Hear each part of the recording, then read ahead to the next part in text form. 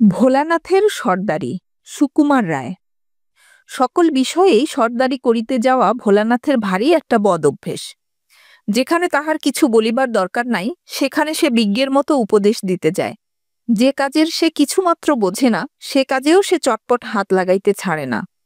এই জন্য গুরুজনেরা তাহাকে বলেন জ্যাঠা, আর সমবয়সীরা বলে ফরফরি রাম।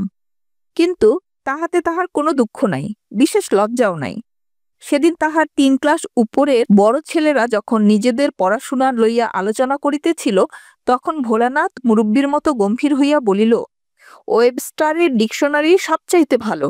আমার বড়দা যে ২ ভলিউম ওয়েবস্টারের ডিকশনারি কিনেছেন তার এক একখানা বই এতখানি বড় আর এমনি মোটা আর লাল চামড়া দিয়ে বাঁধানো। উঁচু ক্লাসের একজন ছাত্র আচ্ছা করিয়া তাহার কান মলিয়া বলিল, কিরকম লাল হে, তোমার এই কানের মতো? তবু ভোলানাথ এমন বেহায়া, সে তার পরদিনই সেই তাহাদেরই কাছে ফুটবল সম্বন্ধে কি যেন মতামত দিতে গিয়া এক চর খাইয়া আসিল। বিশুদের একটা ইঁদুর ধরিবার কল ছিল। ভোলানাথ হঠাৎ একদিন, এটা কিসের কল ভাই বলিয়া সেটাকে নাড়িয়া চাড়িয়া কলকব্জা এমন বিগড়াইয়া দিল যে কলটা একেবারেই নষ্ট হইয়া গেল। বিশু বলিল, না জেনে শুনে কেন টানাটানি করতে গেলি? ভোলানাথ কিছুমাত্র অপ্রস্তুত না হইয়া বলিল, আমার দোষ হলো বুঝি?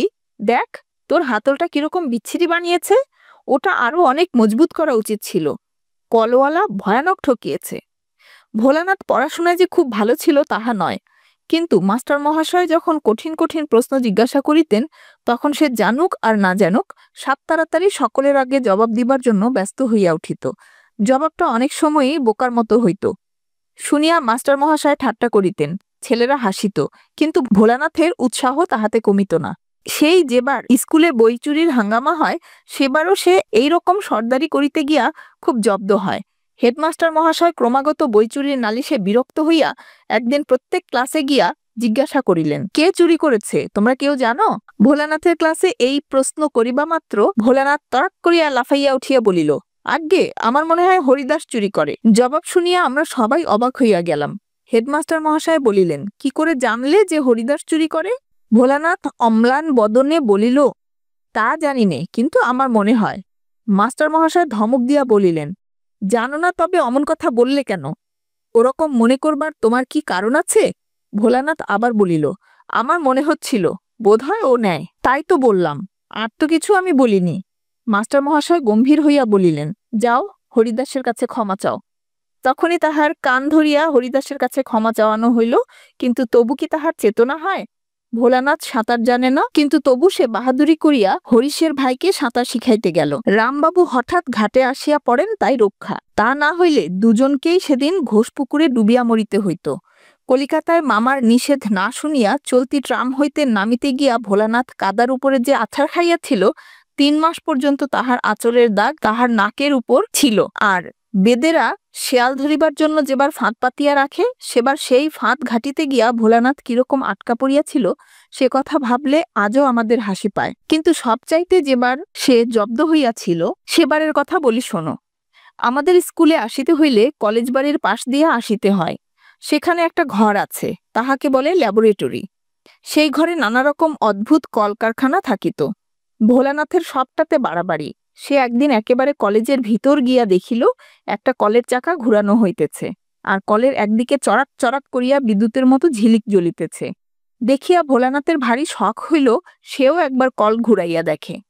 কিন্তু কলের কাছে যাওয়া মাত্র কে একজন তাহাকে এমন ধমক দিয়া উঠিল যে ভয়ে এক দৌড়ে সে স্কুলে আসিয়া হাঁপাইতে লাগিল।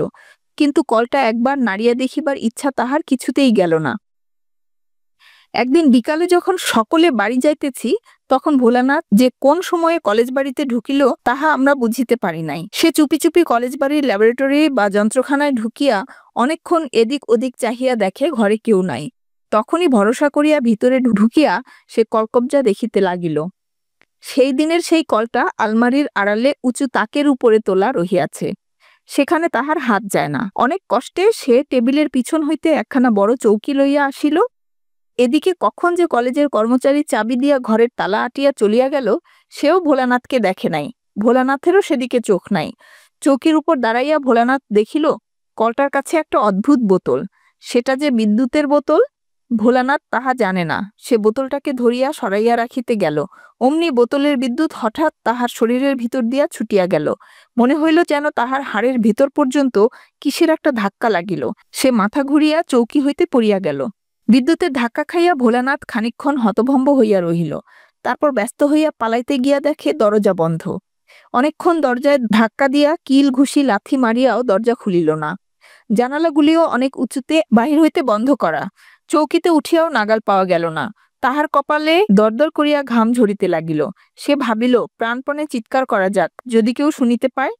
কিন্তু তাহার গলার স্বর এমন বিকৃত শোনাইল আর মস্ত ঘরটাতে এমন অদ্ভুত প্রতিধ্বনি হইতে লাগিল যে নিজের আওয়াজে নিজেই সে ভয় পাইয়া গেল।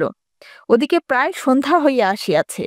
কলেজের বটগাছটির উপর হইতে একটা পেঁচা ভূত ভূতুম ভূত বলিয়া বিকট শব্দে ডাকিয়া উঠিল। সেই শব্দে একেবারে দাঁতে দাঁত লাগিয়া ভোলানাথ এক চিৎকারেই অজ্ঞান। কলেজের দারোয়ান তখন আমাদের স্কুলের পারেজি আর ২-৪টি দেশ ভাইয়ের সঙ্গে জুটিয়া মহা উৎসাহে হা হা রে কাহা গায়ো রাম বলিয়া ঢোল করতাল পিটাইতেছিল। তাহারা কোনরূপ চিৎকার শুনিতে পায় নাই। রাত দুপুর পর্যন্ত তাহাদের কীর্তনের হল্লা চলিল। সুতরাং জ্ঞান হইবার পর ভোলানাথ যখন দরজায় দুমদুম লাথি মারিয়া চেঁচাইতেছিল, তখন সে শব্দ গানের ফাঁকে ফাঁকে তাহাদের কানে একটু আধটু আসিলেও তাহারা গ্রাহ্য করে নাই। পারেজি একবার খালি বলিয়াছিল, কিসের শব্দ, একবার খোঁজ লওয়া যাক। তখন অন্যেরা বাধা দিয়া বলিয়াছিল, আরে চিল্লানে দেও। এমনি করিয়া রাত 12টার সময় যখন তাহাদের উৎসাহ ঝিমাইয়া আসিল, তখন ভোলানাথের বাড়ির লোকেরা লণ্ঠন হাতে হাজির হইল। তাহারা বাড়ি বাড়ি ঘুরিয়া কোথাও তাহাকে আর খুঁজিতে বাকি রাখে নাই। দারোয়ানদের জিজ্ঞাসা করায় তাহারা এক বাক্যে বলিল, স্কুল বাবুদের কাহাকেও তাহারা দেখে নাই। এমন সময় সেই দুমদুম শব্দ আর চিৎকার আবার শোনা গেল। তারপর ভোলানাথের সন্ধান পাইতে আর বেশি দেরি হইল না, কিন্তু তখনও উদ্ধার নাই। দরজা বন্ধ, চাবি গোপালবাবুর কাছে। গোপালবাবু বাসায় নাই, ভাইজির বিবাহে গিয়েছেন, সোমবার আসিবেন। তখন অগত্যা মই আনাইয়া জানালা খুলিয়া সারসির কাঁচ ভাঙিয়া অনেক হাঙ্গামার পর ভয়ে মৃতপ্রায় ভোলানাথকে বাহির করা হইল। সে ওখানে কি করিতেছিল, কেন আসিয়াছিল, কেমন করিয়া আটকা পড়িল ইত্যাদি জিজ্ঞাসা করিবার জন্য তাহার বাবা প্রকাণ্ড এক চর তুলিতেছিলেন, কিন্তু ভোলানাথের ফ্যাকাশে মুখখানা দেখিবার পরে সে চর আর তাহার গালে নামে নাই। নানাজনে জেরা করিয়া তাহার কাছে যে সমস্ত কথা আদায় করিয়াছেন, তাহা শুনিয়াই আমরা তাহার আটকা পড়িবার বর্ণনাটা দিলাম। কিন্তু আমাদের কাছে এত কথা কবুল করে নাই। আমাদের সে আরো উল্টা বুঝাইতে চাহিয়াছিল যে সে ইচ্ছা করিয়াই বাহাদুরির জন্য কলেজ বাড়িতে রাত কাটাইবার চেষ্টায় ছিল। যখন সে দেখিল যে তাহার সে কথা বিশ্বাস করে না, বরং আসল কথাটা ক্রমেই ফাঁস হইয়া পড়িতেছে, তখন সে এমন মুশরাইয়া গেল যে অন্তত মাস তিনেকের জন্য তাহার সর্দারি অভ্যাসটা বেশ একটু দমিয়া পড়িয়াছিল।